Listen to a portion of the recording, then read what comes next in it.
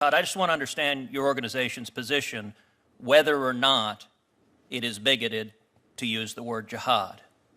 So this is when I think it's problematic. I think it's when we have public officials, whether it's members of Congress, members of the administration, who are going out and describing the problem as a problem of jihad or a problem of radical Islamic terrorism. That's a problem because it's actually playing in to the propaganda frame of ISIS, and it makes us less safe because ISIS wants this to be a war against Islam, and by using religiously loaded terminology like jihad, we're playing into their mindset. And it would be, I might add, it's not only that, but it's also just grossly inaccurate. I think we need to call the threat what it is. It's ISIS, it's Al-Qaeda. And it's no different than the KKK or those who attack abortion clinics. We wouldn't go and say there's a problem with radical Christianity or radical Christian terrorism. We call the threat what it is. It's the KKK. It's those who are attacking women's health clinics. So, Ms. Kara, I will note that I've asked you now twice if your organization has the view that the 9/11 Commission report was bigoted or offensive, and twice you have declined to answer that pretty straightforward question. So let me try it a different direction. Oh, well, maybe I didn't understand your question properly, Mr. Chairman. The use of the term in general by the 9/11 Commission report, I don't think is problematic in itself. I think it's in general as officials are talking about what the threat is. I think that's what my concern is. Well, if it wasn't a concern, then why would it be purged from 126 down to 0000? I can't explain the at administration's. The I can't. I obviously cannot speak for the administration and these government agencies that did that, and what their thinking was, and developing those documents. They did so in response to a request from your organization in writing calling for a quote purge. We asked for a purge of bigoted training materials. That's what we called for. Well, let me try it a different direction. On March 16th, 2015, the Long Island Press quoted Glenn Catan, who is the legal director for your organization, as saying, quote, like, what are you going to do about radicalization in the Muslim community? That's nonsense. There is no such thing. I'm curious, do you agree with the legal director of your organization that there is no such thing as radicalization in the Muslim community?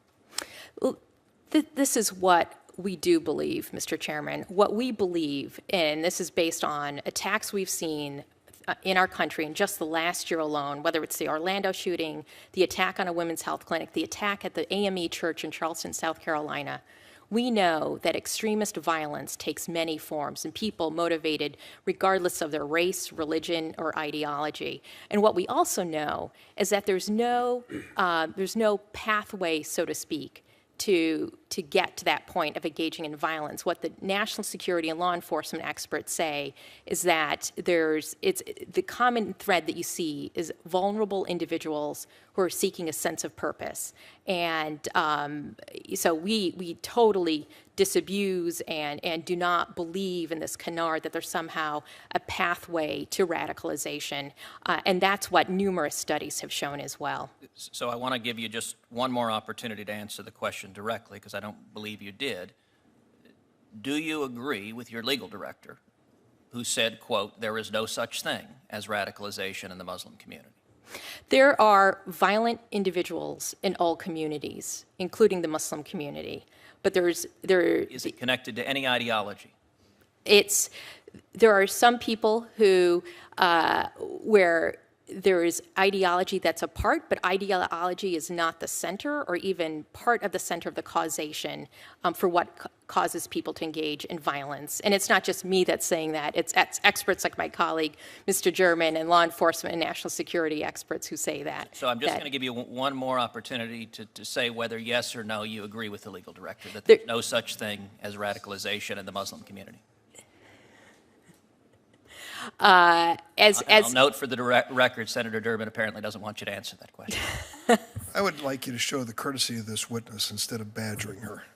Thank you, Mr. Senator Chairman, Durbin. you've been very courteous. You know, I'd like an administration that shows the courtesy to the victims of radical Islamic terrorism and doesn't edit a 9/11 call from a terrorist who's murdering 49 people in Orlando and pretending the threat doesn't exist. Mr. Chairman, I would like to say that I think you've been very respectful to this witness. The witness has not answered your question, and I think you had a right to pursue it. And you did it in a gentlemanly, professional way, and I'm disappointed that Senator Durbin would not understand that.